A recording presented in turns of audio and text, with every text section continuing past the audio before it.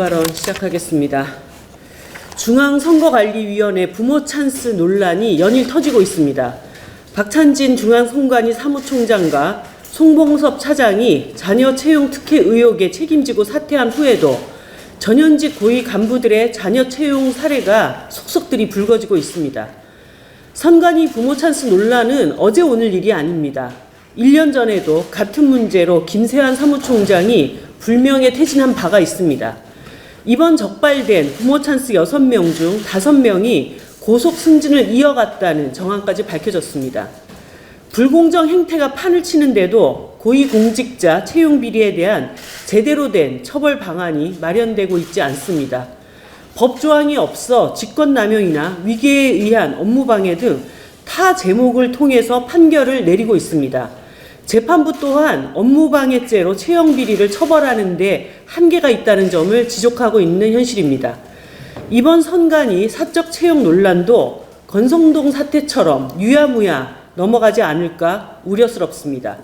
연이은 채용 비리로 허탈감과 분노를 삼키고 있는 국민들과 청년들에게 답을 드려야 합니다. 국회는 즉각 채용 비리에 대한 특별법을 마련하여 이번 선관위 사태뿐 아니라 채용 비리 전반을 근절할 수 있는 계기를 마련해야 합니다. 또한 이번 사건은 선관위 자체 조사에 맡길 수 없는 엄중한 사안입니다. 국회는 국정조사를 신속히 추진해서 이번 사태의 국민 불신에 대한 명백한 진실 규명을 이루어내야 합니다. 여야의 정쟁거리가 될 수도 없고 되어서도 안 됩니다. 선관위원장은 한 점 의혹을 남김없이 밝힐 수 있도록 국정조사에 성실히 임하십시오.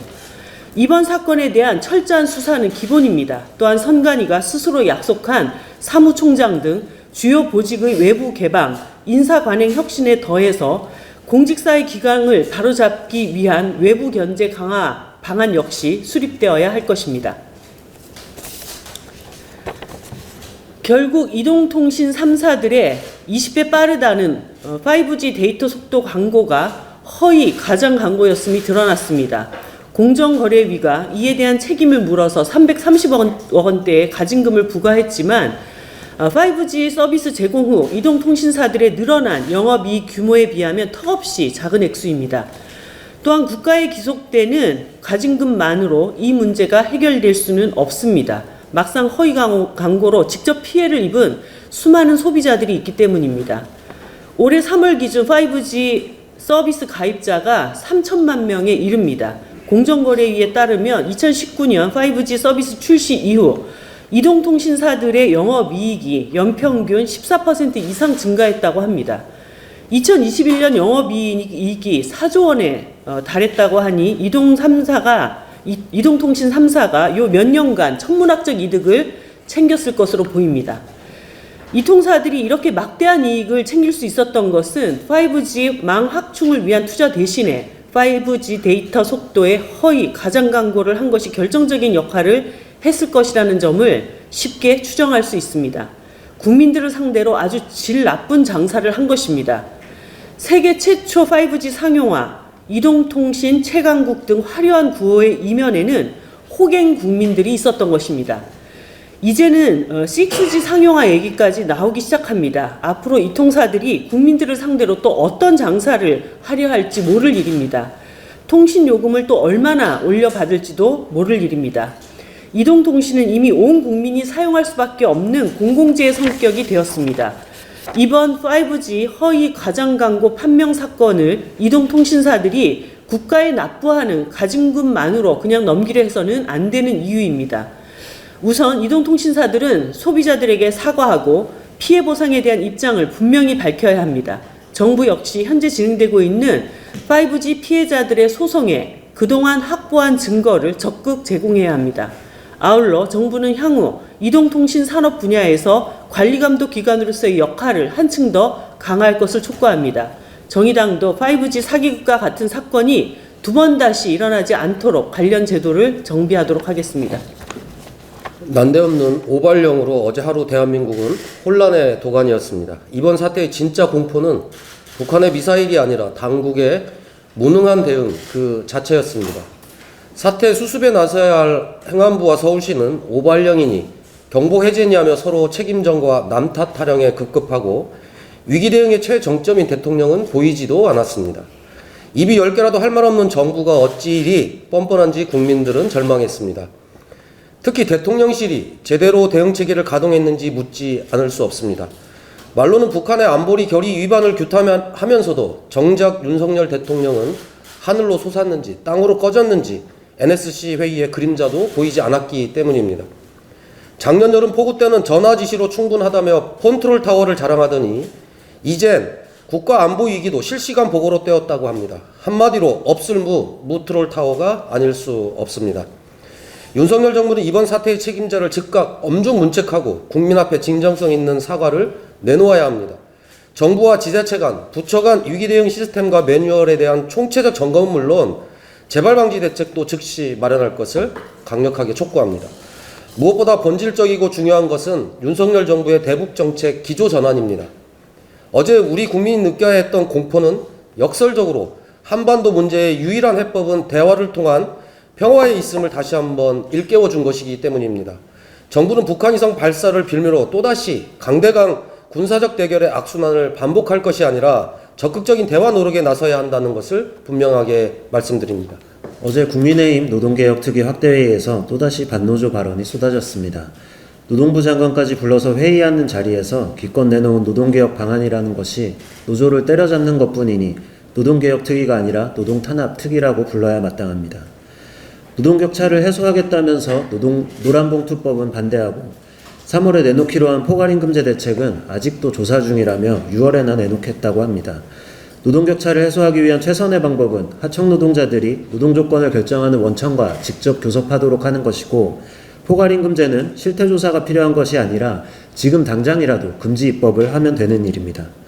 정부 여당이 노조 때리기로 지지율 상승을 꾀하고 있지만 노동자에게 곤봉을 휘두르고 캡사이신을 분사하겠다며 위협하는 폭력 진압은 결국 국민의 심판을 받게 될 것입니다. 정의당은 윤석열 정부와 국민의힘의 반노동정책, 노조 탄압에 단호히 맞서겠습니다. 어제 5박 6일의 일정으로 후쿠시마를 방문했던 시찰단이 시찰 결과를 발표했습니다. 브리핑에는 시찰을 통해 주요 설비들이 설계대로 현장에 설치되어 있다는 것을 확인했고 오염수 처리의 원자료를 확보했다고 발표했습니다. 정말 기가 막힙니다. 5박 6일 시찰단은 무엇을 한 것입니까? 무려 21명의 인원이 고작 일본 측이 제공하는 원자료를 받고 겉모습을 감상하러 비행기를 타고 탄소를 배출을 해가며 후쿠시마에 간 것입니까? 이미 도쿄전력은 수차례 거짓말을 하고 약속을 파기한 적이 있습니다. 일본 경제산업성은 도쿄전력을 두둔하며 오염수의 안전성을 강조해왔지만 탱크에 보관 중인 오염수에 인체에 치명적인 방사성 물질이 법적 기준치 이상으로 포함되어 있다는 것이 언론을 통해서 폭로된 바 있습니다. 또한 어업인들의 이해 없이는 어떠한 처분도 하지 않겠다는 합의 문서까지 썼지만 바다 방류를 결정함으로써 이 문서는 휴지 조각이 되어버렸습니다. 그럼에도 다른 방법이 없다는 그들이 들려주는 말을 믿고 그들이 보여주는 것만 믿는 시찰단은 존재 의미 자체가 없습니다. 일본에서 발생한 오염수가 전 세계에 미칠 영향을 생각하면 비용이 더 들더라도 해양 방류가 아니라 일본 내에서 해결해야 합니다. 정말 안전하다면 일본은 스스로 이를 감당함으로써 증명하십시오. 윤석열 정부는 사전 예방의 원칙을 견지할 것을 다시 한번 촉구드립니다. 어제 비수도권 대학의 혁신을 목표로 하는 글로컬 대학 30사업이 신청 접수를 마감했습니다. 글로컬 대학 사업은 지방대학 중 담대한 혁신을 제시한 30개 대학을 선정해 5년간 최대 1,000억 원을 지원한다는 내용입니다. 하지만 이 담대한 혁신이 결국 지방대 주기기로 귀결되는 것은 아닌지 걱정스럽습니다. 먼저 글로컬 사업 지원대학 숫자에 문제가 있습니다. 200여 개가 넘는 지방대학 중 올해는 10곳, 2026년까지 30곳을 지원대학으로 지정하는 것이 글로컬 사업의 계획입니다. 전체 지방대학 비율에서 지원대학은 총 13.6%에 불과합니다. 글로컬 사업 선정 여부가 개별 대학의 생존 여부와 직결된다고 말하는 현재의 분위기에서 86%가량의 지방대학들이 본 사업에서 배제되는 것입니다. 단순하게 말하면 윤석열 정부는 비수도권 지역대학의 86%가 사라져도 어쩔 수 없다고 전제하고 있습니다. 내용상의 문제도 심각합니다. 글로컬 사업의 선정 기준의 평가 지표는 혁신성이 60점, 성과관리가 20점, 지역적 특성이 20점입니다. 여기서 교육부가 말하는 혁신성의 실체는 사실상 대학 통폐합입니다. 지방대학으로서 지역적 특성에 기반한 성장 계획을 구상하는 것보다 대학 통폐합안을 제출하는 것이 3배 더 중요하다는 것입니다. 청년정의당은 지난달 제멋대로 학과 폐지 방지법 발의로 대학 민주주의 강화를 통한 사회적 대학 구조개혁이라는 전망을 제안했습니다. 대학 구조개혁의 주체와 동력은 시장이 아니라 학내 구성원들의 민주성에 있어야 한다는 취지입니다. 대학 구조개혁의 핵심은 지방대 죽이기가 아닙니다. 반대로 수도권 대학을 감축하고 비수도권 지역대학을 살리면서 지역소멸에 대한 대안을 만들어가는 것이 그 방향성이어야 합니다. 비수도권 지역대학을 완전히 포기하고 있는 윤석열 정부의 오판에 심각한 우려를 표합니다.